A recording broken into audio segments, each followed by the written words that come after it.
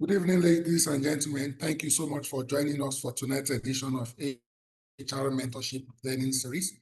My name is Oluyemi Adeosun. Tonight, we'll be having a very special edition and we'll be doing a book review.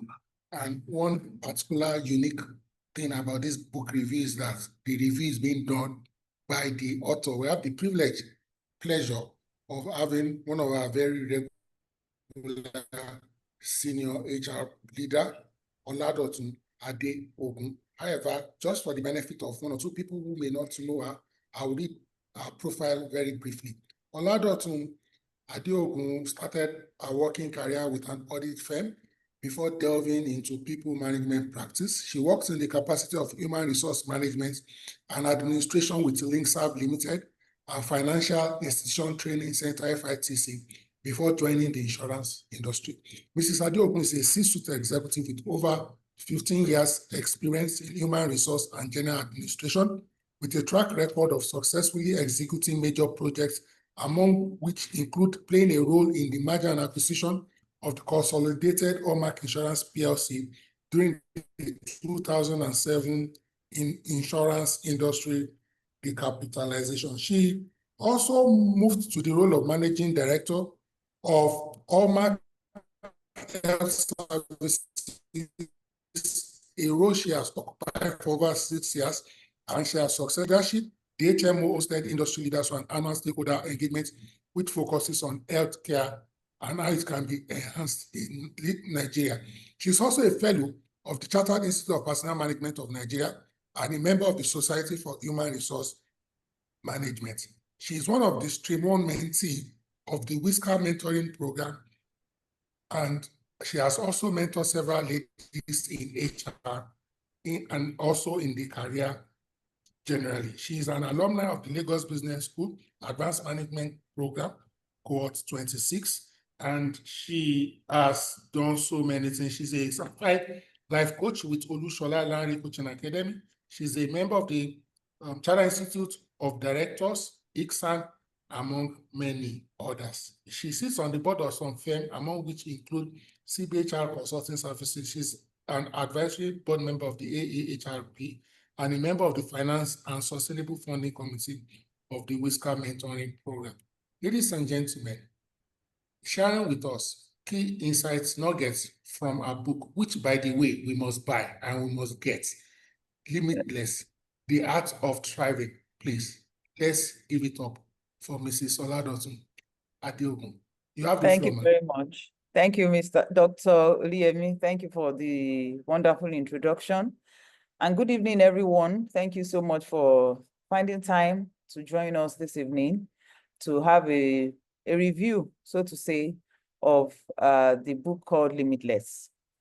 I'll just dive into it briefly to just give you an idea of what the book is all about. There are 3 categories of people, or 4 categories of people that this book speaks to. Young professionals who want to carve a niche in their chosen career. Middle career individuals who are looking to align their work with their personal fulfillment.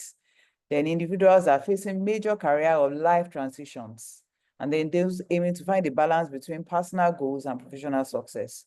I actually came up with this book out of conversations I have with people, out of mentoring sessions or coaching sessions. You discover that people find at one particular time or the other in their lives, they are not sure of what to do next. They find themselves wondering, even for the younger ones, they are just trying to find out what should they do, how should they go about it. So I just decided to say, okay, why don't I also reflect about my own journey and put it in a book form for anybody to read. So for those who have the book, you would have found out that it's more or less like a storybook as well as a career book. So there's so many personal lessons or personal stories that are woven into the book itself. So the first part of it is finding yourself. And it's very important that you find yourself before you find your career. Find yourself before you find your partner, because when you don't find yourself, you will follow other people to go to wherever they are going. So without really knowing yourself, it's very difficult for you to form meaningful connections and relationships. You know, it's like self-awareness is the key to helping you onboard or unravel a lot of things about yourself. And when you understand your habitual ways of thinking, your feelings, your behavior, beliefs, and all that, you will find out that these things will continue to repeat itself. And then you need to ask yourself, what do I really want for the present and for the future? For the younger ones, they don't even know yet because it's like things are just unfolding. For some who are artistic and all that, oh, I want to be an artist like this. I want to be a fashion designer like this. You have models that you are trying to pursue, you know, your career after. But it requires you facing the unknown, letting go of the past assumptions. You just assume that everything will work out. And then you now come up with what? Charting a new path that would override the old version of yourself, and then your new version will emerge. Another main, you know, topic that this book also delved into is the need to redefine your identity. And you can't redefine something where you don't even understand what it is in the first place. Where am I currently? What aspects of my identity do I like? Which ones do I know that is not good or will not help me to get to the so-called promised land? Why am I like this? Why are these things happening? You must get to that point because there is no perfect human being. So identify your the areas in your identity that you believe is not helping you achieve what you want to achieve. Feedbacks from people, even your own relationships, you know, your own reflections will throw this up. Now you need to also set realistic and clear goals that are achievable based on your current circumstances. While it's good to set, you know, daunting goals and all that, you know, audacious goals, you know, things that drive you, but if it is too unreal, I guess it will make you feel more frustrated at the end of the day. If I decide and say my goal is to become the president of America in the United States of America, I really wonder how that would happen. I'm not an American. I'm not into politics. My career did not have anything to do with politics. Even if I'm in politics in Nigeria, it cannot translate to being so something realistic that you know within the confines of the environment you find yourself, you can push yourself. Reevaluate the values that are most important to you. What are your core principles that will guide you in your decision-making and in the actions you take? If your choices don't align with the identity you are aiming for, reconsider either your values or your identity. In this particular nugget, I actually delved into some experiences I've had with people regarding a clash of identity and a clash of values. You know, let's just give an example. You find yourself working in an environment and your value is that you don't lie. And in that environment, lie is is the de facto. If you don't lie, you can't wiggle yourself out of customers' requests and all that. There's a clash of identity because this does not represent me. How can I work in a place where I cannot be myself? I cannot say the truth. I would continue to have conflicts, you know, with it. So redefining your identity is just to help you to see the need to review who you are in the light of finding yourself. So redefine your identity, practice positive behavior and habits that align with your goals and values. When you have already identified, these are my values, what are the behaviors that will support these values? Then you aim high, but be flexible to adapt to your changing circumstances.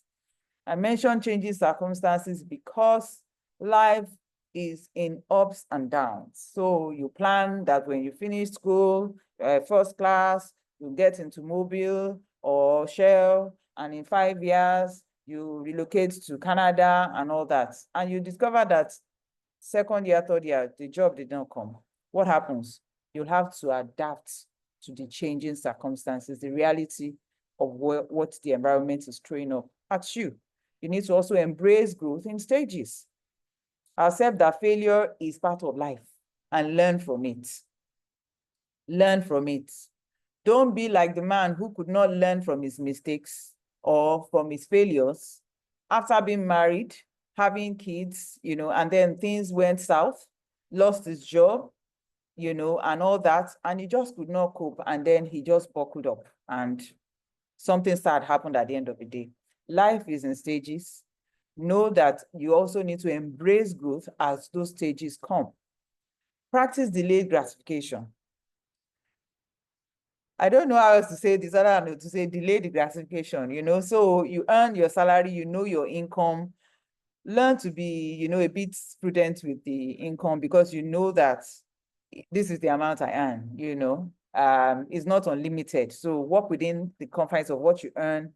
It's all part of identity, the way you see failure, the way you reward yourself for doing well, the way you align your goals with your values. They are all part of, helping you to redefine your identity. Then learn from the mistakes of others, because life is full of ups and downs. As I said before, learn from the mistakes of others. If everybody here on this platform today would share one thing that life has thrown up to them, you will see that yours is not different. Everybody faces those life challenges, but not to focus solely on the negatives, but to learn from the lessons. So in looking at identity again, there are different types of identity, which we all are represented in one way or the other.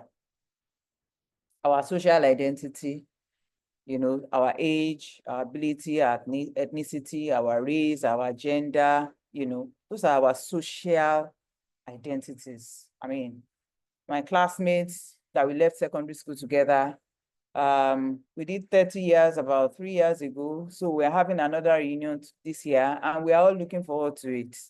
In spite of the fact that we are in different stratas, in terms of our career and all that, but we have a connection.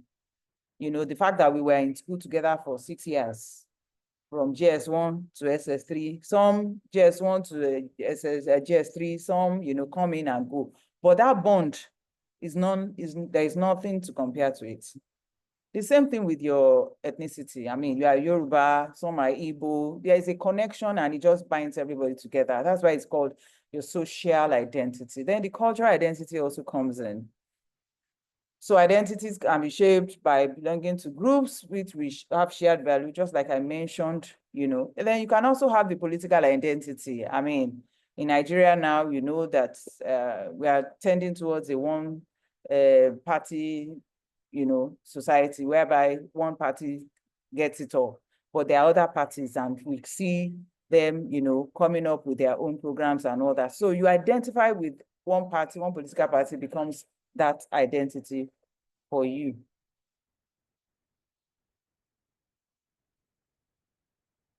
So another thing I looked at was nature and nurture. The fact that, you have some people, they say they were born with wealth, or they are natural with this gifting. But you discover that, yes, some are naturally gifted, some can learn it. So that's where nurture comes in. Nature suggests that, this is something that was genetically given to you. You have the skills, it's in your DNA, it's part of you. But nurture emphasizes the influence of external factors, like your upbringing, your education, your culture, your relationships, and life experiences. This view holds that identity is not fixed, but shaped and molded by the environment. In reality, identity is a mix of both. It's a mix of both nature as well as nurture. You inherit some things, but your environment contributes to a lot about who you are. And it plays a crucial role in how these traits develop and are expressed in your life. And all this affects you as a person and what you will naturally tilt to in terms of career or choice of, profession in life.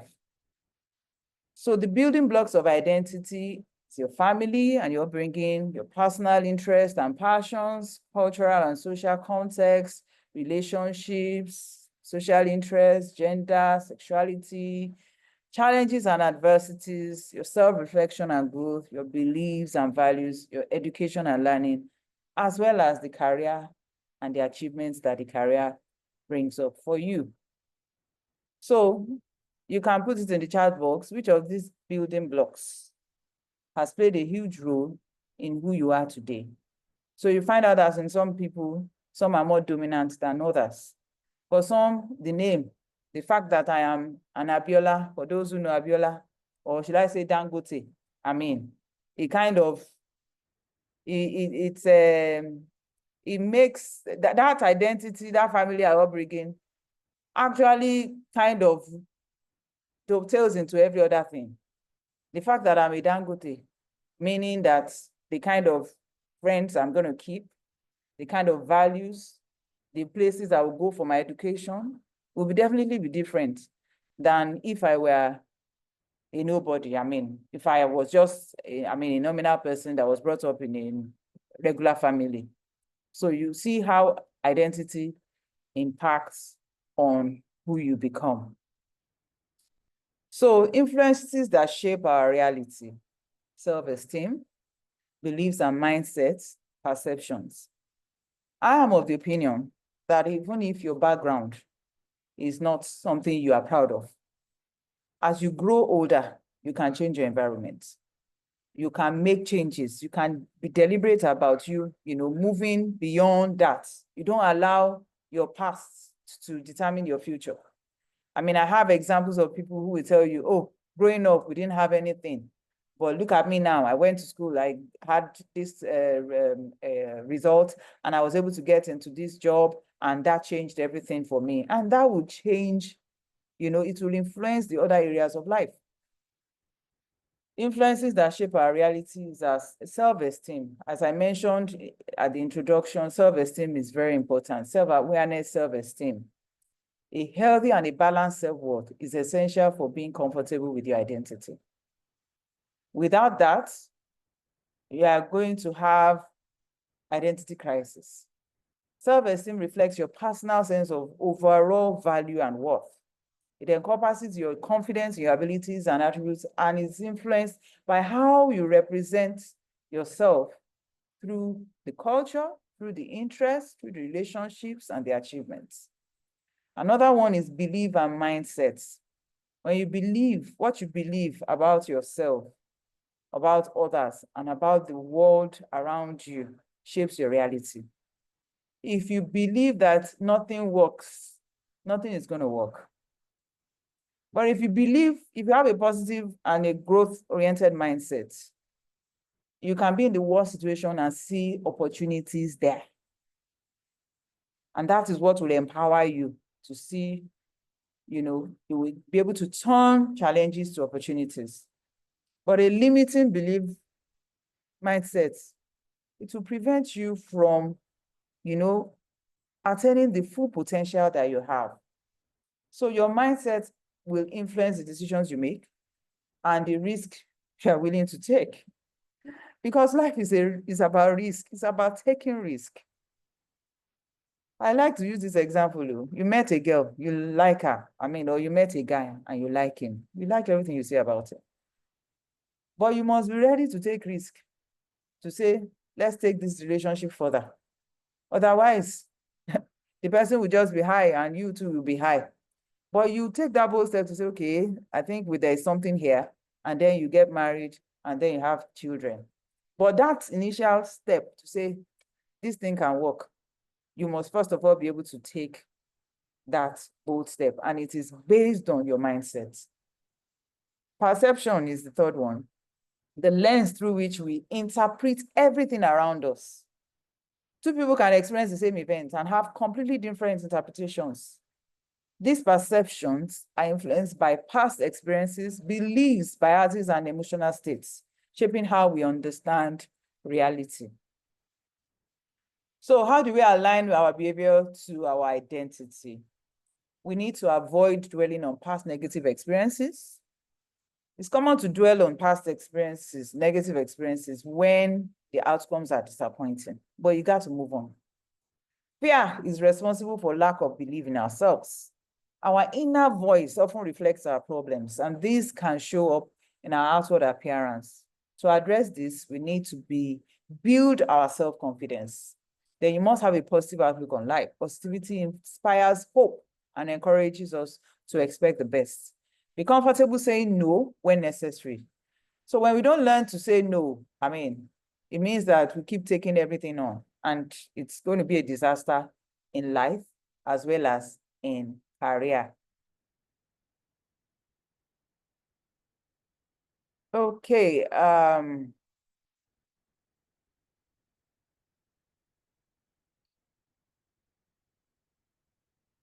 all right, I'm trying to see if there's anything in the chat room for me to respond to. Who am I? There was a study conducted, and the 6-second model of EQ was the outcome of that research on emotional intelligence. At the Heart of Leadership, How to Get Results with Emotional Intelligence by Joshua Friedman. And it says, emotional intelligence is the capacity to blend thinking and feeling to make optimal decisions, which is key to having a successful relationship with yourself and others. 3 important pursuits when it comes to emotional intelligence: to become more aware, that is, you are noticing what you do, you become more intentional, doing what you mean, and more purposeful, doing it for a reason. Those 3 are very important in the pursuit of life and career. So this diagram shows know yourself, choose yourself, give yourself. And the model is represented in a circle because it emphasizes a continuous process, like a propeller moving a ship. It gains momentum as you move through it. As you pursue your goals, your commitment to the belief system that defines you will set you apart from others. Know yourself gives you the what. So self-awareness, it provides clarity. You know your strengths and your challenges. You know what you are doing, what you want, and what needs to change. Knowing yourself enables you to answer that question with confidence and clarity. The question, what? Now the question, how? Choose yourself. It shows you how to take action, how to influence yourself and others, and how to operationalize this concept. So the more we know, the better we can connect with others. How helps you to define what you are doing, how you are doing it. You hold meaningful conversations and you're able to sustain interesting interactions. In your career, what are the next steps? Which certifications do you need to pursue? That's the how. How do I get there? What do I need to do is the first one. The second one is how. How do I do it? What are the things I need to do to get there? Now, give yourself is a reason to do it, the doing.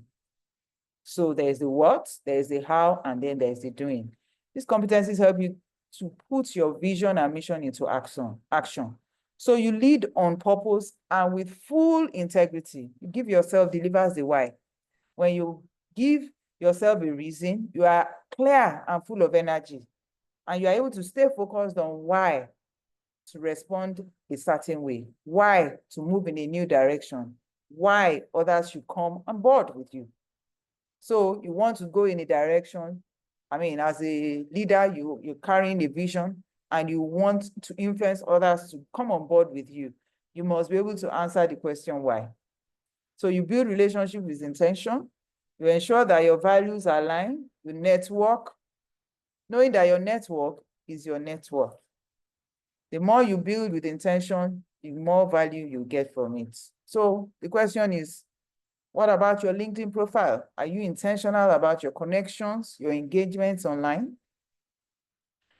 Your journey of purpose will start when you see a need and you have a desire to do something about it.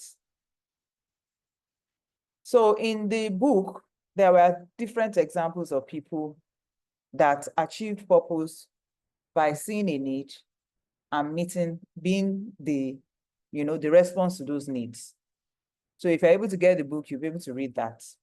And I also delved a bit into faith and purpose, because I believe that you did not just drop from the sky. You are not just born as just one person. There is something bigger or, more meaningful about your life than just you. And that is where faith and purpose comes in. Faith plays a crucial role in the journey of purpose. It provides the inner strength and motivation to keep going and not give up. Because you have a desire, I want to build a career, I want to be the best so in this field. You get into it, you discover that it's not easy. What happens? You may feel as if you want to give up. But with faith in yourself, faith in the higher being that who created you, who knows you, helps to sustain that journey of purpose for you. It resonates a strong will to keep trying, even when it feels like it doesn't make sense. Faith is not passive. It is an action word, meaning that it brings clarity and direction for your life decisions. Faith also cultivates a creative mindset. In my book, I shared about continuous learning. And the reason why I said that is that you cannot tell me you have a creative mindset without you continuously learning. The HR practice of yesterday is not the same HR practice of today. So, I have this certificate or I have this degree. I mean, I finished school how many years ago? So if I'm relying on that, I doubt if I'll be able to be relevant today. So you must continuously be open to learning. You must continuously be open to, new ideas. That's the only way you can develop a creative mindset. And that's how faith is cultivated in you. You must also develop a problem-solving mindset, meaning that when you run into problems, you are able to come up with solutions. You don't get stuck and say, well, at the end of the road is here. There's nothing else to do. There is always a way. And I'm not saying a negative way. I'm saying that there is always another way to look at things. The fact that there is an issue does not mean that that is the end of the road. So you must have a problem-solving mindset. And you must develop a growth mindset. Every day on Nigerian across all the shows. Right. We're going to the phone line. Someone on a data here to hear from you as regards Manchester City. Hello, somebody needs to used by Samsung Market, where they say Pep Guardiola signed with James Sutton. Who is Pep Guardiola's 100% Can we mute that person? signing in school? Hey, watch you. You're going to cross this time at Barcelona. Okay, I guess I'll go on.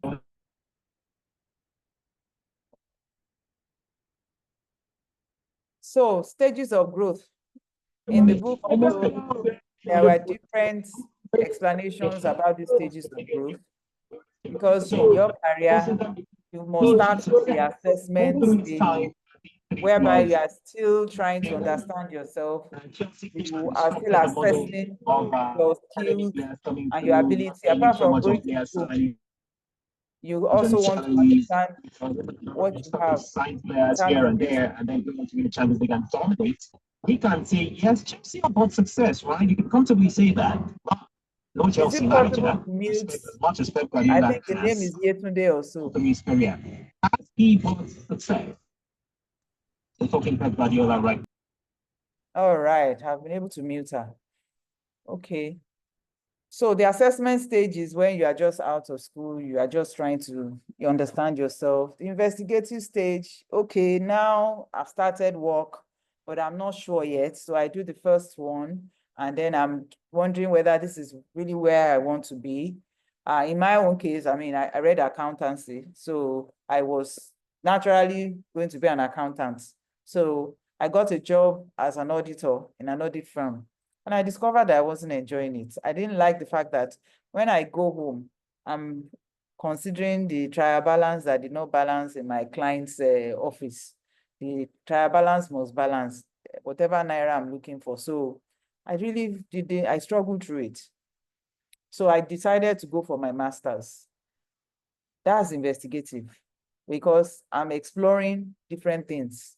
Do I do this? Do I do that? Okay, let me start with this. I start from the known to the unknown.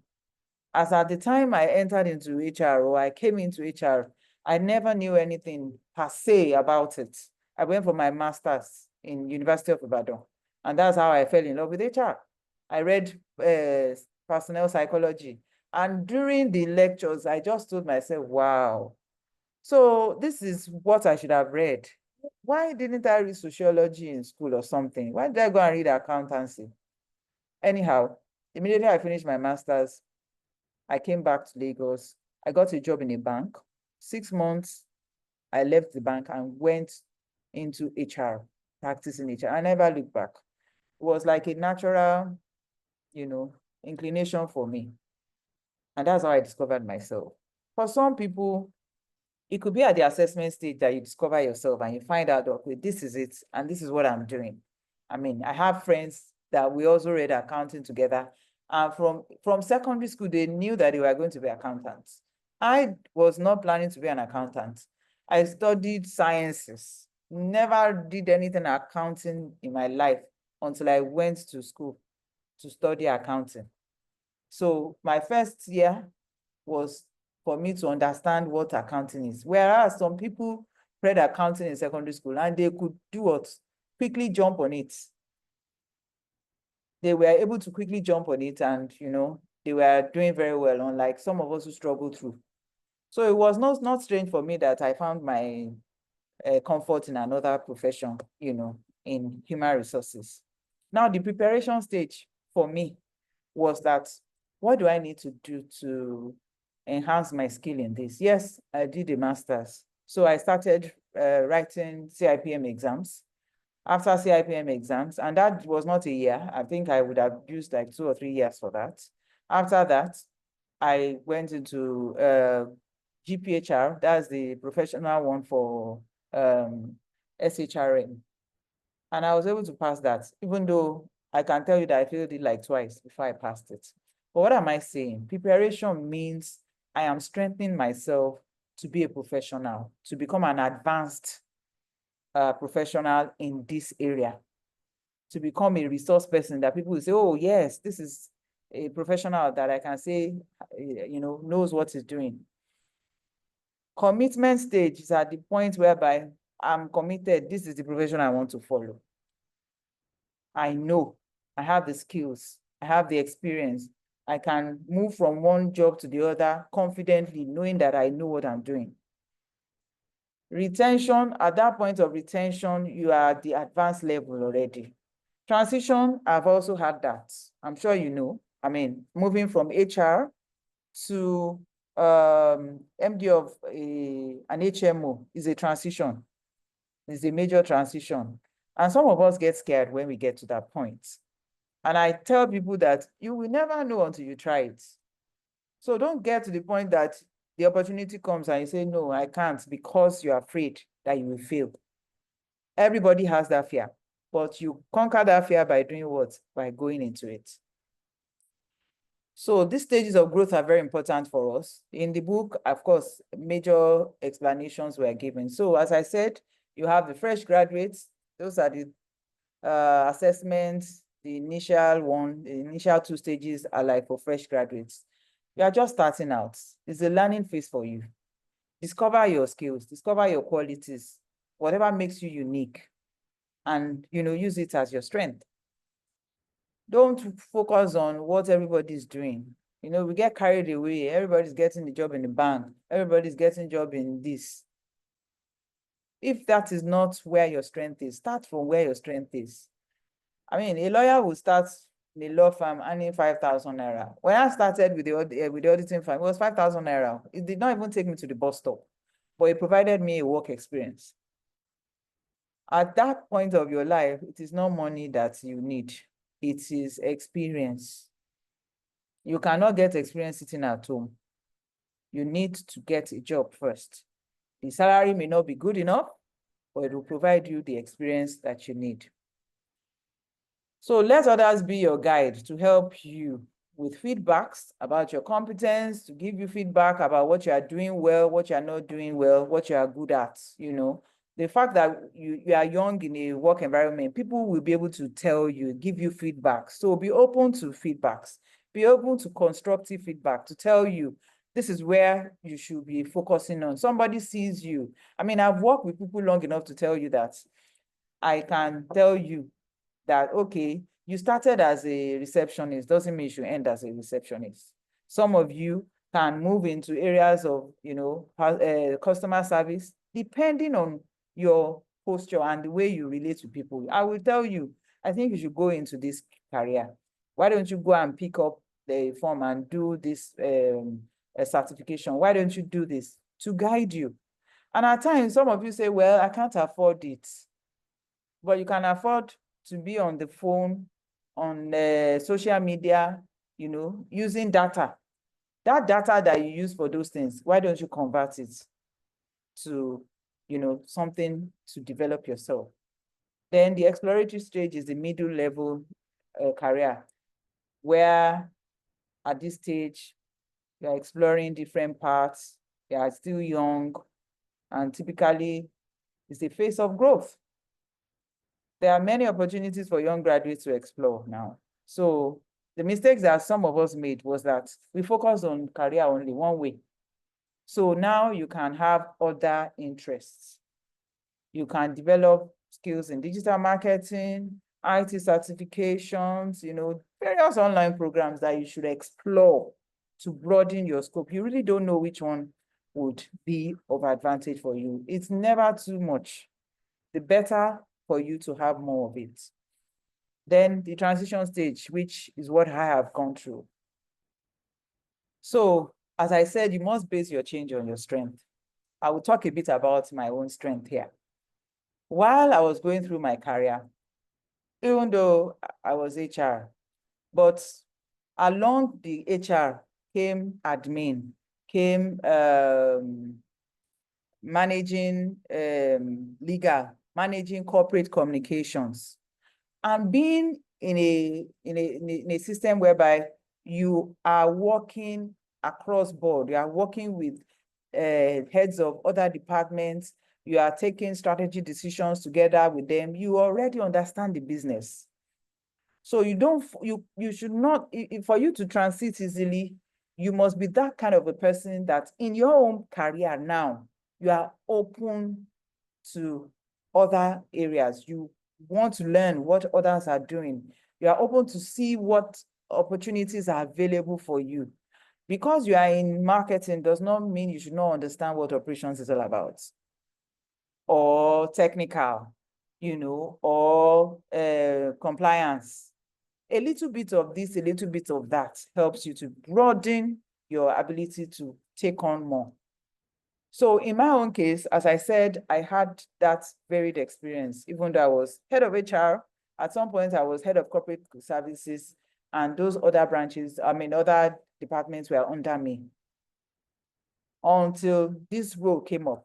And it was like, okay, I was on the board advisory, and then the MD left, and the next thing was, why don't you go there and be the MD? I said, why should I be the MD? So why can't you?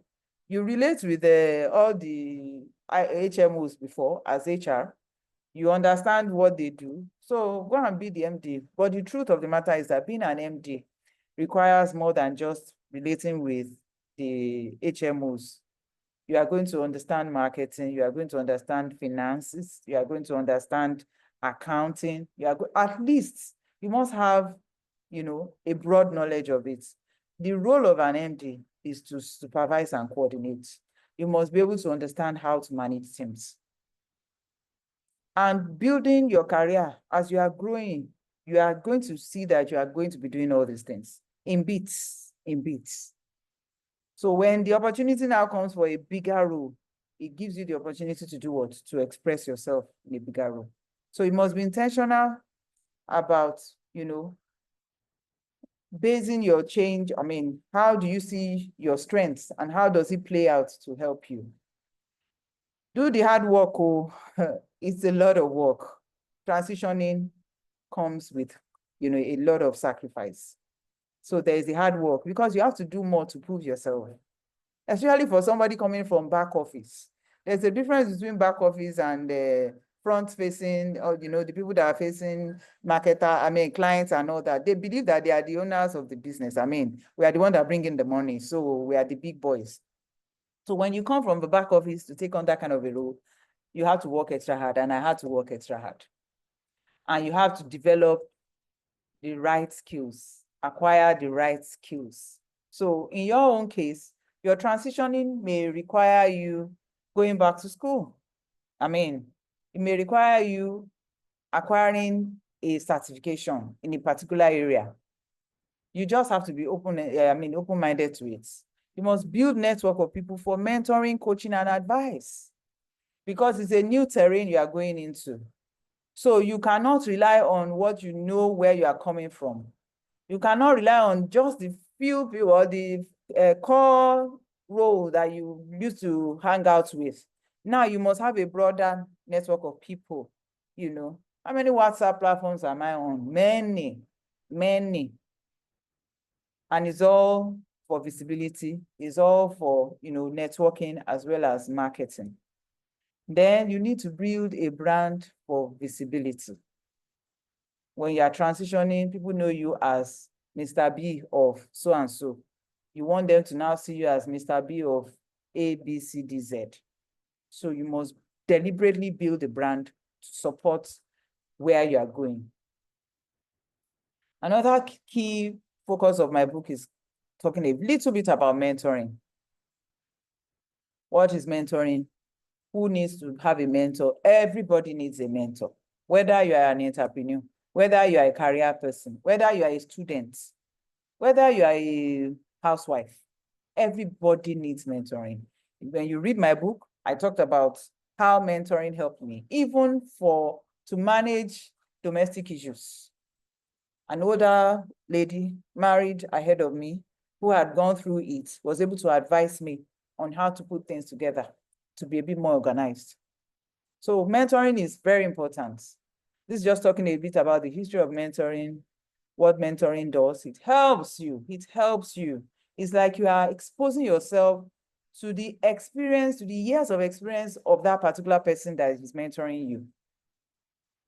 And never be so proud to the point that you feel, I've gotten there, I don't need a mentor. No, everybody needs a mentor at every stage of life. So you must be deliberate about it. And at times you may need to go for paid mentoring if that is what is available. But you must build relationships with people to the point that they are willing to mentor you free of charge because you are taking their time. So another concept I delved into is self-discovery. Again, these are snippets. They are not everything in the book. So if you want more, you can buy a copy of the book. It's currently in a bookshop. I'll get the name of the bookshop now. I don't know why it just slipped my mind. I will get the name of the book shop. The bookshop is in Surulere. Yeah, I'll just quickly check again. Elements of self-discovery. Become aware of your core values and beliefs. When you are aware of what matters to you, you make choices that are better aligned with who you are. Self-discovery is very important. I know myself. I'm not an extrovert, but I'm also not your typical introvert. So I'm okay. But that does not necessarily mean that you will find me at a party being the one to take the mic, to do karaoke and all that. I won't. That's my own self-awareness. I know myself. It will help me in the choices I make and aligning me with even with the people I keep as friends. Very few. Identify your needs at work, you know, at home, work-life balance. You work and live better within certain environments. You know, you just have to understand yourself. And that helps you. I mean, some people, a family member of mine likes a lot of people in the house. I mean, if the husband goes to buy anything, he can't buy one item. He will buy in multiples. And I say, why did you buy so many? Because somebody may come. And truly, somebody will come because that is his nature. That's the environment that he functions in. Whereas some of us would rather not have crowd around us. We just want our peace. So, and that helps you in making choices in terms of career. If you are not a noisemaker, you now go and take shop at Okearin or wherever, where in the morning is noise, afternoon is noise. Of course, you will find yourself wondering whether you're in the right place. Understand your strengths and weaknesses. When you know what you are good at, you will know how to add value to other people's life. It helps you to fulfill your sense of purpose when you know what you are good at. And you don't know what you're good at until you start exploring yourself.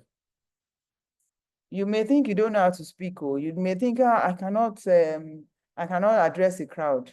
But you find out that in the office, when you are given the opportunity to address people, you do it very well. And then somebody calls you for another function, and you discover that, oh, I'm good at this. The more you understand yourself and your strengths, your weaknesses is to help you to see how to address it.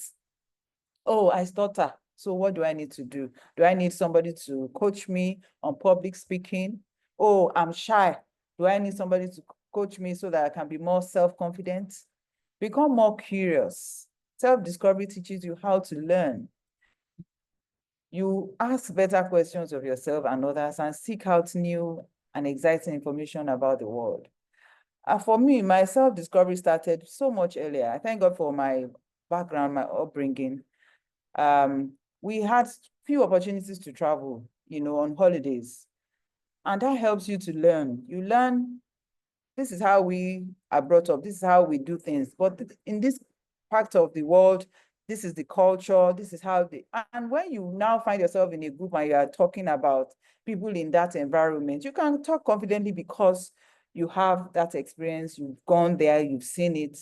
It broadens your horizon, your ability to reason and to, develop the confidence to relate and to network with other people. Self-leadership. Being a self-leader is to serve as chief, captain, president, or CEO of one's own life. That is Peter Drucker. Self-leadership involves taking full responsibility for your actions, your decisions, and life direction, emphasizing autonomy and self-governance. Like a CEO or a captain, a self-leader is accountable for both successes and failure. You know that cliche. Everything rises and falls on leadership. So as a leader or as somebody that is self-led, you set personal goals and you create plans to achieve them. They make informed and strategic decisions, navigating through challenges while motivating themselves and maintaining discipline to follow through on their commitments. Leadership can be lonely, but self-leadership is you leading yourself. So you are the captain, you are in charge. But there is a bigger captain, and that is God Almighty. You must never lead yourself outside of God's will for your life. Thank you very much.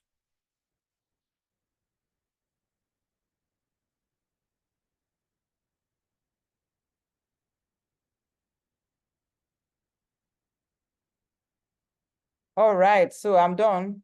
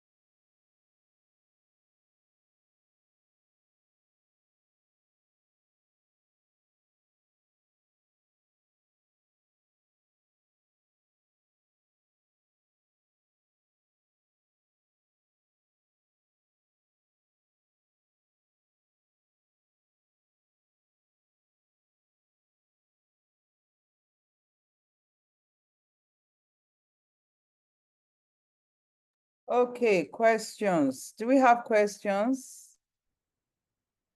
Okay, Dr. Oliemi cannot unmute. So yes, the bookshop is Roving Heights. Thank you very much.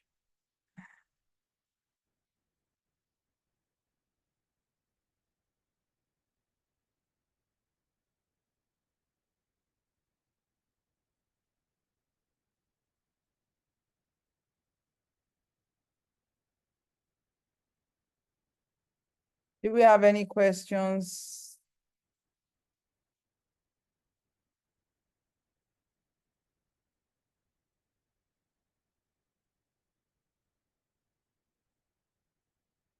We said we cannot unmute.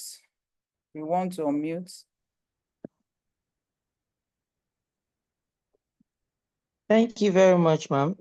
Thank you so That was quite Thank you so much, insightful. ma'am. much. Thank you so Right. much. Thank you. Thank you, thank you. Thank you so much for your time. Ma'am. Thank you.